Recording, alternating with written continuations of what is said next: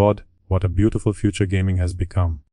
Apparently, buying a game was once enough, but now the industry increasingly wants that purchase tied to an account, a license, a storefront, and sometimes a subscription. Across PlayStation, Xbox, PC, Nintendo, mobile, cloud services, and major publishers, the same shift keeps appearing: fewer transferable products and more controlled digital access. Sony may have put a date on physical decline for new PlayStation releases, beginning in January 2028, but that is only one warning sign. Microsoft built Game Pass around recurring access. Valve helped make account-bound libraries normal on PC. Publishers learned that downloadable content, persistent accounts, and ongoing services can keep players inside a commercial relationship long after launch day. Streaming pushes the idea further by removing the local copy entirely. Congratulations, we spent years celebrating convenience, while the industry discovered how valuable convenience becomes when the exit starts disappearing.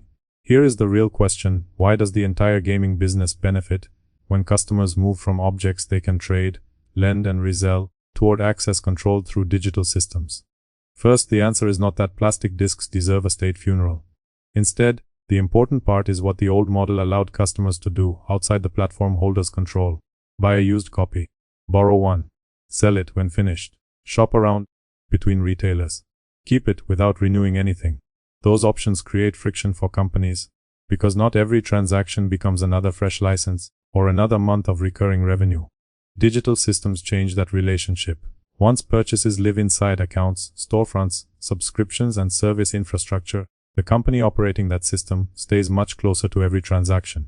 Plainly, that is the stake. Gamers gain speed, convenience, automatic updates, and instant access. Companies gain simpler distribution and fewer traditional ways for games to circulate outside their systems. So yes, digital solved real problems. Unfortunately, it also created a business model that gets stronger as alternatives get weaker. Presently, the danger is not downloading games. Rather, the danger is when downloading stops being one choice among several. Clearly, that is the industry story. Suddenly, everything changes. Before we continue, perform the usual humiliating ritual and hit like, because apparently, the YouTube algorithm needs constant proof that actual humans still watch videos. Subscribe if you want more gaming industry autopsies without the corporate perfume. Support the channel if you can, because outrage may be renewable, but editing time apparently is not. Blame the algorithm for this interruption, not me.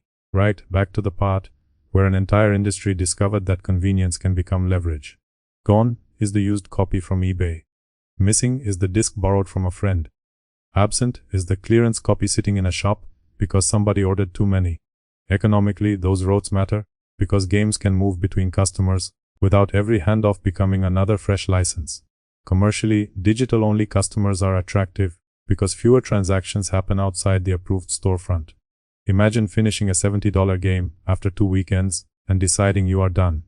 Normally, a physical copy can become money toward the next purchase. Digitally, that resale route usually disappears. Under major storefront models, digital purchases stay tied to accounts and licenses instead of behaving like transferable discs. There lies the first industry-wide why. Every platform benefits when fewer customers can simply buy somebody else's copy and leave the official sales channel. Nobody needs to pretend every used sale equals a lost new sale. Reality is messier than that. Yet, the consumer difference remains simple. A physical copy can normally change hands, while a standard digital license usually cannot. Consider what already happened on PC. Steam made downloads convenient enough that boxed PC gaming became irrelevant for most modern players. In exchange, ordinary resale of mainstream digital PC purchases never became normal. Gabe Newell did not need to confiscate anyone's DVD drive. Convenience did the heavy lifting. PC's example matters because it shows how the transition usually works. Rarely does anyone need to ban the old format when the new one becomes dominant enough to make it commercially irrelevant. Console gaming is moving through versions of the same process. Xbox pushes digital hardware and Game Pass. PlayStation combines storefronts and subscriptions with a physical production deadline, while Nintendo still supports physical game cards. Different strategies, same digital pressure. But used games are not even the biggest thing changing. Ownership is where the model gets much less comfortable. Look at a shelf of discs, and nobody needs your password before the plastic continues existing. Open a digital library, and access depends more heavily on accounts, authentication, compatible hardware, storefront infrastructure, and license systems recognizing your entitlement. Technically, buying a disc does not make you the owner of the copyrighted game itself. Practically, however, the physical object is yours to possess and usually transfer. By comparison, digital purchases exist inside account and license relationships, governed by platform rules. Again, this does not mean Sony, Microsoft, Valve, Nintendo, Epic, or anyone else plans to erase your library next Tuesday. Still, removing physical alternatives increases the number of systems standing between you and continued access. Lose an account, hit an authentication problem, face a regional restriction, or encounter a service shutdown, and infrastructure suddenly matters. Fine, but redundancy matters because failure is possible. Predictably, somebody will say physical games already need patches or servers. Correct, and none of that destroys the argument. Physical does not need to be perfect to preserve another route for buying, lending, trading, collecting, or access. And once buying becomes access, renting that access back to you becomes a much easier next step. From there, subscriptions stop looking separate and start looking like the logical extension of the same digital shift. Game Pass, PlayStation Plus, Ubisoft Plus, EA Play, and similar services can offer excellent value. Members pay for access to libraries and try games they might never have purchased. Wonderful. However, subscription access is not the same thing as owning a transferable copy. Stop paying, lose eligibility, or watch a title leave the catalog and access changes. Obviously, that is how subscriptions work. Precisely because the model works that way, recurring access can be commercially attractive. Customers return, payments can recur, and libraries can change. Users gain convenience, while companies gain another reason to keep players inside an account relationship. Everybody gets something, but having a game moves another step toward entitlement. Cloud gaming pushes the logic even further. With streaming, there may be no meaningful local copy to install offline, preserve, lend, or resell. Everything depends on the service, account network, and continued support. Ironically, the convenience comes from surrendering even more local control. A disk gives you an object, a download gives you software tied to an entitlement, a subscription gives conditional access, and streaming can leave the actual game running somewhere else. Each step can be convenient while moving more control toward whoever operates the infrastructure. Together, all these separate decisions start looking like the same business model. One company emphasizes subscriptions, another its storefront, while publishers build accounts, DLC, battle passes, and recurring services around games. Beneath those differences sits the same incentive: keep more of the customer relationship inside systems the company manages. Paradoxically, their usefulness is exactly why the transition works. No corporation needed to force the average gamer to abandon physical media overnight. Players moved voluntarily because digital solved genuine annoyances. After that behavior became normal, companies gained a stronger argument for reducing what remained outside it. Therein lies the real trap. Initially, digital is another option. Eventually, digital becomes the preferred option. Soon, the preferred option becomes the default. Finally, the default becomes the excuse for removing the alternative. Call it efficiency if you like. Name it modernization if that sounds prettier. Whatever label survives the PowerPoint, the consumer trade remains the same. Collectors lose physical editions, bargain hunters lose used pricing, friends lose easy lending, and preservation loses redundancy. Dependence grows as customers rely more on accounts, licenses, subscriptions, and long-term service support. Today's convenience is visible. Tomorrow's dependency is not. Consequently, the industry's incentive goes far beyond saving money on plastic boxes. Distribution gets simpler, inventory risk shrinks, second-hand digital resale stays weak, and recurring services keep customers returning. Most companies do not need to coordinate any of this. Coordination is unnecessary when the incentives already point the same way.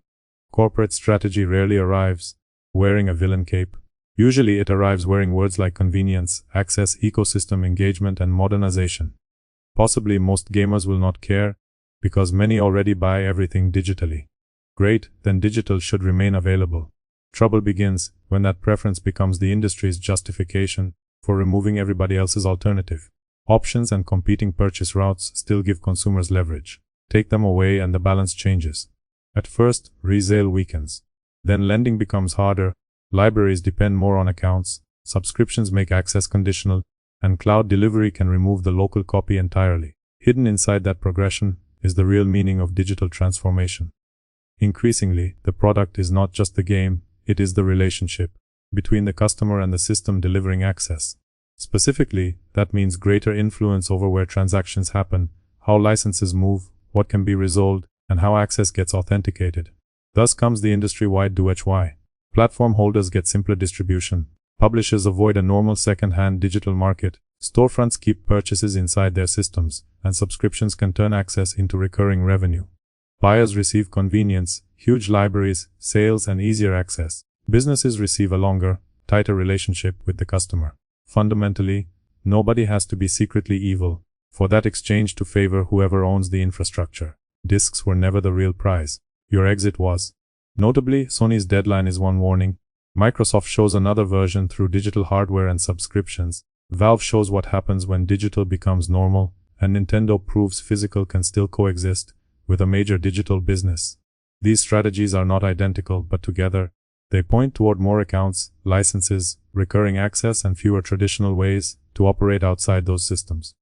Crucially, that is why this story cannot end with PlayStation. Consumers moved toward convenience because convenience was useful. Industry leaders discovered that the same systems making gaming easier for us could also make the customer relationship more valuable for them. Our side gets speed, access, simplicity, enormous libraries, and sometimes excellent value. Their side gets recurring relationships, controlled storefronts, account-bound licenses, better retention, and fewer transactions happening beyond the systems they operate. Simply, downloading games was never the enemy. Choice was the protection. Remember that the next time somebody tells you physical media disappeared because technology demanded it. Decisively, convenience made digital dominant. Business incentives make the exit disposable. Anyway, that's all I've got for today. Go away now.